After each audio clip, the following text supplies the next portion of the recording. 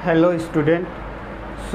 हमारा जो ideal gas का जो लेक्चर चल रहा था उसमें हमने वेरियस प्रोसेस को कंप्लीट कर लिए थे, यानी कि जितना भी हमारा थ्योरेटिकल पोर्शन था उसको तो हमने ऑलरेडी कंप्लीट किए हैं। आज से जो हमारा क्लास का जो डिस्कशन रहेगा, हम लोग नंबर ऑफ़ न्यूमेरिकल्स बनाएंगे, क्योंकि इस पर्टिकुलर यूनिट के लिए न्यूमेरिकल बहुत ज़्यादा इम्पॉर्टेंट है।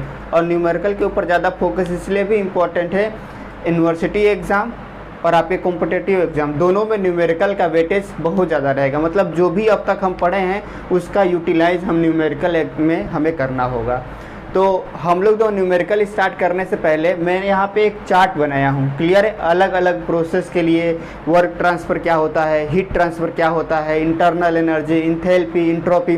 तो इसको हम लोग क्या करते हैं, जब भी आप न्यूमेरिकल बनाएंगे तो ज़्यादा अच्छा रहे कि हर एक प्रोसेस के लिए आप बार बार प्रैक्टिस करिए और ये वाले पर्टिकुलर चार्ट आपके मैप में, आपके दिमाग में छप जाना चाहिए, ताकि जैसे ही न्यूमेरिकल आए तो आपको तुरंत क्लिक करे कि हमें वर्क ट्रांसफ़र के लिए कौन सा फार्मूला यूज़ करना है, हीट ट्रांसफ़र के लिए कौन सा फार्मूला यूज़ करना है।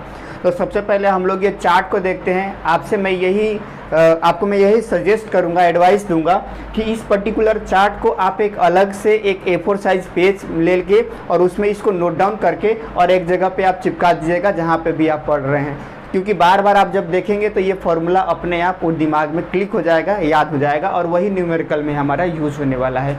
तो इसको प्लीज़ आप लोग बना लीजिएगा, ठीक है।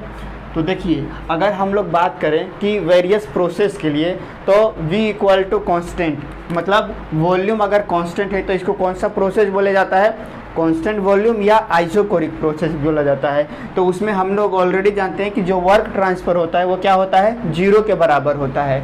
और फ्रॉम द फर्स्ट लॉ हम लोग ये जानते हैं कि हमारा Q इक्वल टू क्या होता है, Q equal to delta U plus W होता है। तो अब यहाँ पे हमारा वर्क ट्रांसफ़र 0 हो गया, मतलब heat transfer for the constant volume process के लिए कितना हो जाएगा, चेंज इन इंटरनल एनर्जी के बराबर हो जाएगा।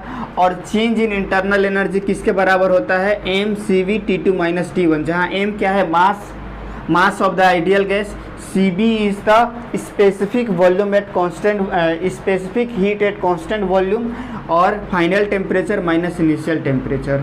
और अगर हम इंथैल्पी का बात करें तो यहाँ Cp की जगह क्या, Cv की जगह क्या आ जाएगा, Cp, यानी specific heat at constant pressure process. Clear है। तो ये हमारा चेंज, देखिए, तो वर्क कांस्टेंट वॉल्यूम प्रोसेस के लिए वर्क ट्रांसफ़र 0 हो जाएगा, हीट ट्रांसफ़र उसके चेंज इन इंटरनल एनर्जी के बराबर हो जाएगा, जो कि हम लोग ये जानते हैं इसके बराबर होगा। Enthalpy mCp T2 minus T1 हो जाएगा, और जो इंट्रोपी हो जाएगा वो क्या हो जाएगा, mCp ln of P2 by P1 और mCp ln of T2 by T1। क्योंकि यहाँ पे देखिए Pb इक्वल टू क्या होता है, Pb इक्वल टू होता है mRT, यानी कि अगर यहाँ पे वॉल्यूम जो है हमारा कांस्टेंट हो गया और ये m भी कांस्टेंट है, मान लेते हैं कांस्टेंट मास है, r भी कांस्टेंट है, तो P is directly proportional to T, यानी कि for constant volume process P1 upon T1 equal to P2 upon T2। तो यहाँ से भी हम लोग निकाल सकते हैं कि P2 अपॉन P1 किसके बराबर हो जाएगा, T2 अपॉन T1 के बराबर हो जाएगा। तो यहाँ से ये रिलेशन में हम पुट कर सकते हैं। तो इस तरीके से हम कांस्टेंट वॉल्यूम प्रोसेस के लिए वर्क ट्रांसफ़र देख लीजिए, हीट ट्रांसफ़र देख लिए, इंथैल्पी और इंटरनल एनर्जी और इंट्रोपी क्या होता है ये हमने देख लिया। अब नेक्स्ट प्रोसेस देखते हैं कि अगर प्रोसेस आइसोबारिक है, यानी कि प्रेशर कांस्टेंट है, तो उसके लिए हमारा फार्मूला क्या होता था, PV2 माइनस V1। और अगर इसको टेम्परेचर के टर्म्स में लिखें तो वो किसके बराबर हो जाएगा, mRT2 माइनस T1। क्लियर है। और देखिए, जो हीट ट्रांसफ़र हो जाएगा, तो जो कांस्टेंट वॉल्यूम प्रोसेस में जो हीट ट्रांसफ़र होता है वो चेंज इन इंथैल्पी के बराबर होता है, और कांस्टेंट वॉल्यूम प्रोसेस में जो हीट ट्रांसफ़र होता है वो चेंज इन इंटरनल एनर्जी के बराबर होता है। क्लियर है। तो मतलब यहाँ पे क्या हो जाएगा, mCp T2 माइनस T1, जो कि इंथैल्पी, चेंज इन इंथैल्पी के बराबर होता है। और इंटरनल एनर्जी, इसका फॉर्मूला हमेशा सबके लिए सेम ही रहेगा। क्लियर है। और इंट्रोपी यहाँ पे क्या हो जाएगा, तो यहाँ पे Cp के जगह में Cv के जगह में Cp आ जाएगा। क्लियर है।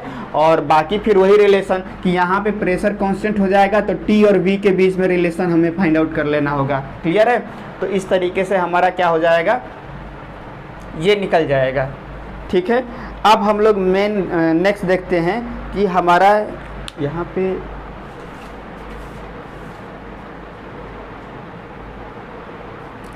ठीक है।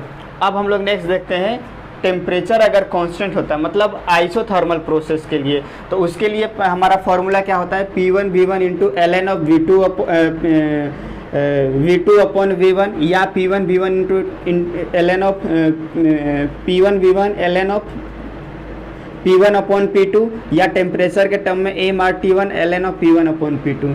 तो ये कहाँ से डिराइव हुआ है वो हम लोग ऑलरेडी डेरिवेशन में किए हुए हैं, इसलिए मैं ज़्यादा टाइम यहाँ पे नहीं दे रहा हूँ। जस्ट यहाँ पे एक ग्राफ के फॉर्म में हमने यहाँ पे शो कर लिया है, क्योंकि देखिए यहाँ पे टेम्परेचर कांस्टेंट होने वाला है, तो temperature change in internal energy क्या होता है, mCV T2 माइनस T1, और T2 और T1 बराबर है, मतलब इंटरनल एनर्जी यहाँ पे क्या हो जाएगा, जीरो, इंथैल्पी भी जीरो हो जाएगा। अब फ्रॉम द फर्स्ट लॉ हम लोग जानते हैं कि Q इक्वल टू क्या होता है, Q इक्वल टू होता है डेल्टा U प्लस W। तो ये डेल्टा U जीरो हो गया, तो मतलब आइसोथर्मल प्रोसेस के लिए जितना वर्क ट्रांसफ़र होता है वही हीट ट्रांसफ़र के बराबर होता है। और प्लस दूसरा चीज़ यहाँ पे हमने इंथैल्पी के बारे में ये फॉर्मूला हो जाएगा mR ln of V2 upon V1 या mR ln of P1 upon P2, ठीक है।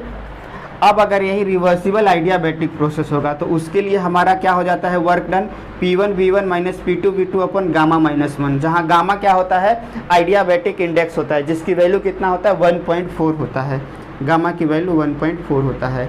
और टेम्परेचर के टर्म में क्या हो जाएगा, mCp CV T1 minus T2। और देखिए जो आइडियाबैटिक प्रोसेस है उसमें हीट ट्रांसफ़र जीरो होता है, तो हम ये बोल सकते हैं कि जो चेंज इन इंटरनल एनर्जी होगा वही वर्क डन के बराबर होगा, या जो वर्क डन होगा वो minus of change in internal energy के बराबर होगा। कैसे, Q equal to delta U plus W। तो ये आइडियाबैटिक में Q जीरो हो गया, तो मतलब डेल्टा U किसके बराबर हो गया, माइनस W के बराबर हो गया, ठीक है। तो इस तरीके से हम लोग इसमें रिलेशन निकाल सकते हैं। अब ये तो सेम ही होगा सबके लिए, और क्योंकि ये आइसेंट्रोपिक प्रोसेस है तो इसका जो चेंज इन एंथैल्पी जो इंट्रोपी हो जाएगा वो जीरो हो जाएगा। और दूसरा एक और चीज़ याद रखना है, इसके लिए रिलेशन मैं यहीं पे लिख देता हूँ कि टेम्परेचर और प्रेशर के बीच में इसका जो रिलेशन होता है वो कुछ इस तरीके से होता है, ये भी हमें काम आने वाला है, तो इसको भी हम लोग नोट डाउन कर लेते हैं।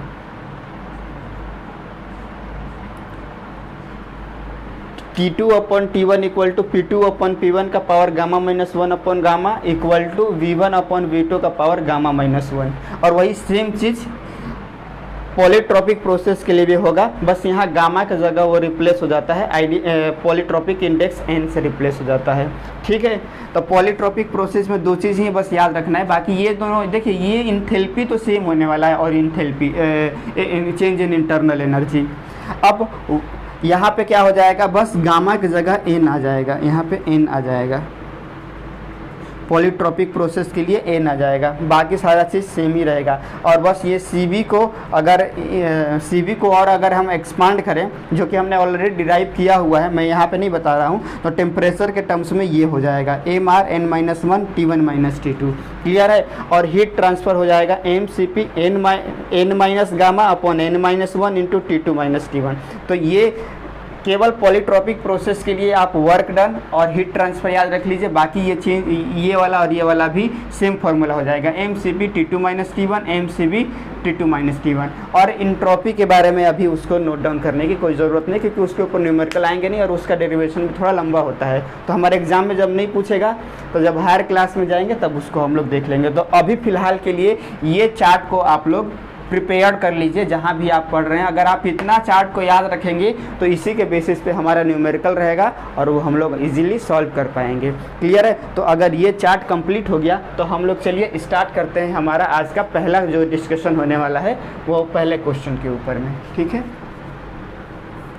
तो देखिए क्या बोल रहा है, 3 kg of air at 150 degree centigrade and 5 bar pressure expand according to the law of PV equal to 1.2 equal to constant। मतलब ये किसका है, हमारा पॉलीट्रॉपिक प्रोसेस, क्योंकि n की वैल्यू क्या है 1.2 है, तो 1.2 है मतलब कि अगर 1 रहता तो वो आइसोथर्मल प्रोसेस हो जाता, 1.4 रहता तो रिवर्सिबल आइडियाबैटिक प्रोसेस हो जाता है। लेकिन यहाँ n की वैल्यू 1.2 है, तो मतलब ये वाला फार्मूला हमें यूज होने वाला है। तो बाकी सबको रफ कर देते हैं और केवल उसी फार्मूला को रहने देते हैं, ठीक है। तो चलिए, तो हमें क्या निकालना है,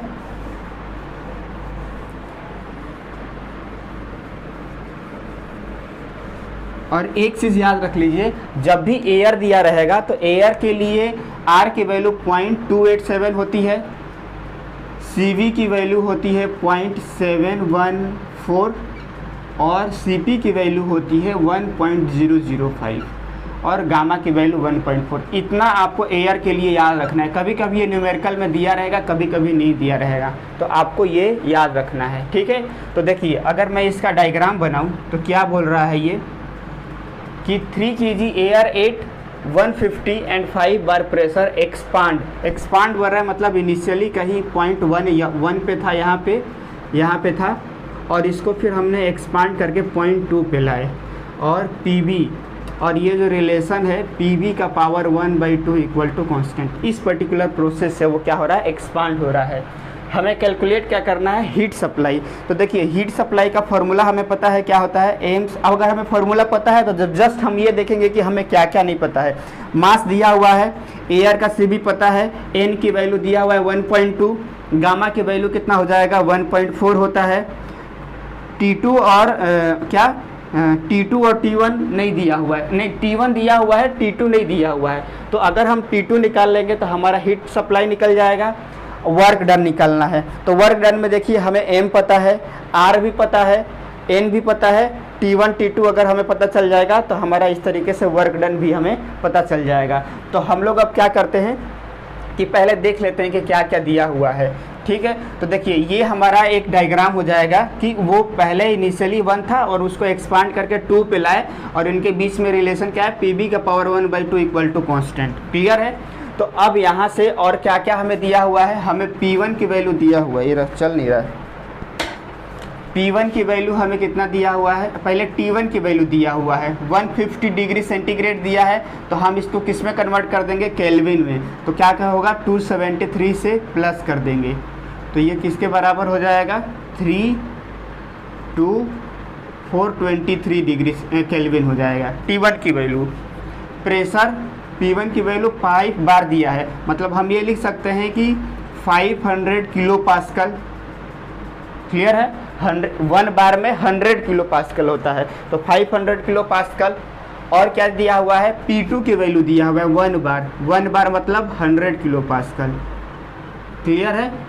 और हमें निकालना है हीट सप्लाई और वर्क ट्रांसफ़र। तो देखिए T1 पता है तो हमारा हीट सप्लाई का फॉर्मूला क्या हो जाएगा, Q equal to M CV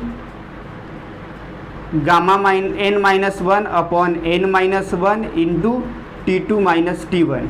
तो हमें T1 पता है, अगर हम T2 निकाल लेंगे तो हमारा हीट सप्लाई निकल जाएगा। तो यहाँ पे देखिए ये वाला फॉर्मूला काम आएगा, T2 अपॉन T1 और P2 अपॉन P1। तो यहाँ पे अगर आप देखेंगे तो P2 अपॉन P1 हमें पता है, N की वैल्यू पता है, T1 पता है, तो यहाँ से हमारा T2 निकल जाएगा। तो इस फॉर्मूला में निकालने के लिए हम क्या फॉर्मूला यूज़ करते हैं, T2 upon T1 equal to P2 upon P1 का power gamma -1 N-1 upon N।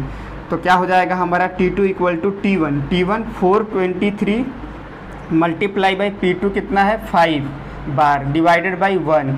तो वही मतलब 5 या 500 तो भी 5 ही आएगा। तो यानी मैं यहाँ पे डायरेक्टली लिख ही देता हूँ, कंफ्यूजन ना हो। 500 डिवाइडेड बाई 100 का पावर 1.2 माइनस 1 अपॉन 1.2। तो जब हम इसको सॉल्व करेंगे तो हमारा T2 की वैल्यू आएगा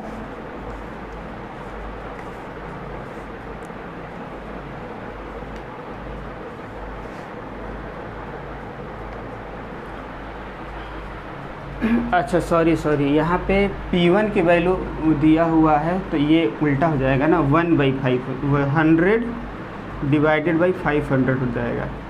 तो अब सॉल्व करते हैं तो कितना आ रहा है 423 into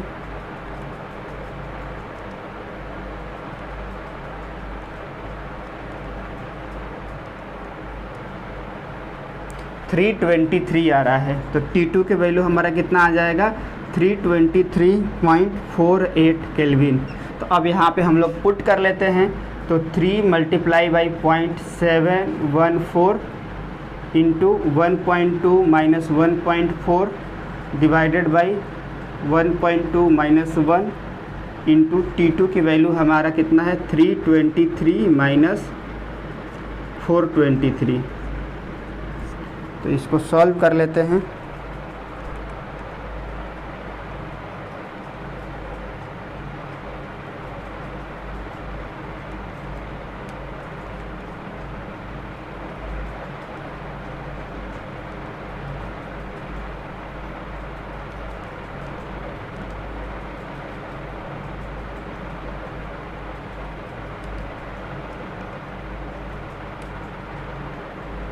two 213 heat transfer Q की वैल्यू आ रही है 213। अब देखिए ये जो होता है ये किलो जूल पर केजी केल्विन होता है, तो मतलब हमारा यहाँ पे किस में आएगा, ये किलो जूल में आएगा। क्लियर है। और अब हम लोग इसको रफ ही कर देते हैं यहीं पे।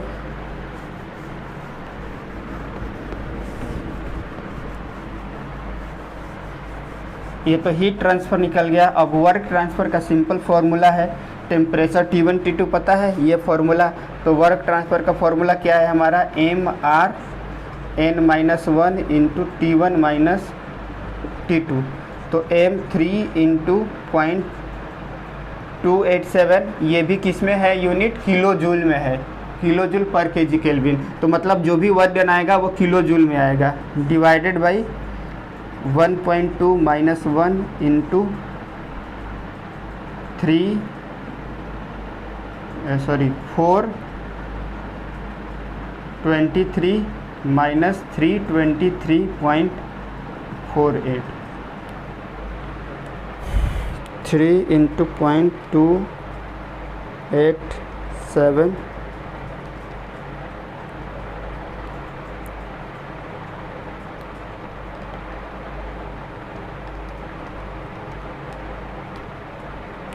428। वर्क डन हमारा आ जाएगा कितना, 428.4 किलो जूल। किलो जूल क्यों, क्योंकि ये इसकी जो वैल्यू होती है वो होता है किलो जूल में, ठीक है। किलो जूल पर केजी केल्विन है इसका यूनिट जो है, मैं लिख देता हूँ किलो जूल पर केजी केल्विन। तो ऑब्वियसली जब हम लोग डायरेक्ट, नहीं तो अगर हमें जूल में चाहिए रहता तो इसको हम क्या लिखते, 287 लिखते, ठीक है। तो इसको हमेशा याद रखिएगा कि ये सब किलो जूल पर केजी केल्विन में है, ठीक है। यहाँ तक इसका भी यूनिट सेम है, किलो जूल पर केजी केल्विन, ठीक है। तो पहला तो एयर के लिए आपको ये याद रख लेना, आर की वैल्यू, CV की वैल्यू, CP की वैल्यू और गामा की वैल्यू 1.4 नहीं दिया रहेगा, डायरेक्टली आपको ये वाला वैल्यू को यूज करना है, ठीक है। अब पॉलीट्रॉपिक प्रोसेस था तो उसमें हम लोग को फॉर्मूला अगर पता रहेगा तो सारा डेटा दिया हुआ था, बस टेम्परेचर T1 दिया था, T2 निकालना था, वो रिलेशन से हम लोग यहाँ से निकाल लेंगे। अगर वॉल्यूम दिया रहता तो वॉल्यूम से यहाँ पुट करके निकाल लेते, और एक बार जब हमारा रिलेशन निकल जाएगा बस फॉर्मूला में पुट कर देना है, हमारा आंसर आ जाएगा, ठीक है। तो इस तरीके से हमने पहला वाला जो पार्ट है इसको हमने कंप्लीट कर लिया। अब इसको आप नोट डाउन कर लीजिए। अब हम लोग पार्ट 2 देखते हैं क्या बोल रहा है। पार्ट 2 मतलब कि question number 2 kg of gas at 50 degree centigrade is heated eight constant volume. तो अगर मैं इसका PV डायग्राम बनाऊं तो इसका क्या हो जाएगा, अगर ये P है और ये V है तो अगर कांस्टेंट वॉल्यूम है मतलब इनिशियली 1 था और हीट कर रहे हैं तो इसका जो है वो 2 पे चले जा रहा है। इनिशियली इसका जो टेम्परेचर T1 था वो कितना है, 50 डिग्री, यानी अगर मैं इसको केल्विन में लिखूं तो कितना लिखूंगा, 323 केल्विन। क्लियर है। अब क्या बोल रहा है कि heated eight constant volume until pressure is double, मतलब कि हमारा अगर T1 की वैल्यू हमारा हो गया क्या, 323 केल्विन और P2 equal to 2 times of P1। Final जो इसका जो प्रेशर आ रहा है वो इनिशियल प्रेशर के डबल हो जा रहा है, 2P1 हो जा रहा है, ठीक है। तो क्या बोल रहा है, डिटरमाइंड हीट सप्लाई। तो देखिए कांस्टेंट वॉल्यूम प्रोसेस के लिए हीट सप्लाई क्या होता है, mCV T2 माइनस T1 होता है। अब हमें T1 पता है लेकिन T2 नहीं पता है, तो किसी तरीके से अगर हमें T2 फाइंड आउट हो जाएगा तो हमारा ये हीट ट्रांसफ़र निकल जाएगा। और क्या निकालना है, वर्क ट्रांसफ़र। तो देखिए क्योंकि कांस्टेंट वॉल्यूम प्रोसेस है तो ये तो हम लोग डायरेक्टली निकाल सकते हैं कि यहाँ पे वर्क ट्रांसफ़र हमारा 0 होने वाला है। क्लियर है। हीट सप्लाई जितना होगा उतना ही हमारा कितना हो जाएगा, तो क्योंकि यहाँ पे फ्रॉम द फर्स्ट लॉ हम लोग जानते हैं कि Q इक्वल टू क्या होता है, या इसको भी बाद में करते हैं, पहले हम हीट सप्लाई निकाल लेते हैं। तो हमें क्या पता है, देखिए क्या हमें कुछ रिलेशन पता है क्या प्रेशर और टेम्परेचर में, क्योंकि प्रेशर तो दिया हुआ है और एक टेम्परेचर दिया हुआ है। तो जैसे यहाँ पे हमने प्रेशर और टेम्परेचर का लगाया था, क्या वैसे लगा सकते हैं? तो देखिए हम लोग जानते हैं क्या होता है कि जो पी बी इक्वल टू क्या होता है, आर टी होता है, एम आर टी होता है। अगर हम पर यूनिट वॉल्यूम के लिए ले लें तो आर टी होता है, आर कांस्टेंट होता है। तो यहाँ पे और यहाँ पे वॉल्यूम भी कांस्टेंट है, मतलब हम ये बोल सकते हैं कि P is directly proportional to T for a constant volume process. तो यहाँ से मतलब क्या रिलेशन निकल जाएगा, P2 upon P1 equal to T2 upon T1 निकल जाएगा। तो यहाँ से मैं T2 इक्वल टू क्या लिख सकता हूँ, T2 equal to T1 into P2 upon P1, ये मैं लिख सकता हूँ। तो T2 इक्वल टू कितना हो जाएगा 323 और P1 अपॉन P2 कितना है 2 टाइम्स है। तो यहाँ से हमारा कितना निकल जाएगा 646 केल्विन हो जाएगा। इसकी वैल्यू को हम यहाँ पे पुट कर देंगे। तो देखिए फाइनल टेम्परेचर है ना ये T2 जो है, T2 की वैल्यू हमने निकाला है 646 केल्विन। तो हीट ट्रांसफ़र कितना हो जाएगा 2 इंटू 0.714 मल्टीप्लाई बाई 646 माइनस 323, ठीक है। तो इसको हम लोग सॉल्व कर लेते हैं, कितना आ रहा है।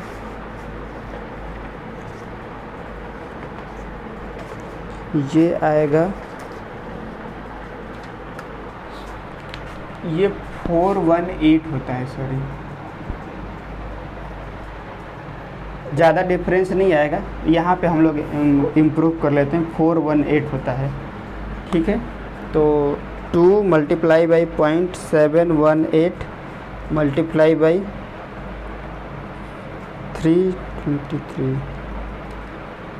ये आएगा हमारा हीट सप्लाई Q की वैल्यू आएगी 463.8 किलो जूल। क्यों? क्योंकि ये किलो जूल में हमने लिया हुआ है। तो हमारा हीट सप्लाई निकल जाएगा, वर्क ट्रांसफ़र तो ऑलरेडी ज़ीरो हो जाएगा। क्यों? क्योंकि Q इक्वल टू क्या होता है डेल्टा U प्लस W, और कांस्टेंट वॉल्यूम के लिए वर्क ट्रांसफ़र जीरो। तो जो चेंज इन जो Q होगा वो किसके बराबर हो जाएगा, चेंज इन इंटरनल एनर्जी के बराबर हो जाएगा, और वो कितना हो जाएगा 643.8। और क्या निकालना था, फाइनल टेम्परेचर। तो फाइनल टेम्परेचर तो हमारा ऑलरेडी निकला हुआ है, ये है हमारा फाइनल टेम्परेचर 46 केल्विन। अगर डिग्री सेंटीग्रेड में चाहिए तो आप -273 कर दीजिए। तो इस तरीके से हमारा ये 2 क्वेश्चन कंप्लीट होता है। नेक्स्ट में हम लोग और भी क्वेश्चन देखते हैं।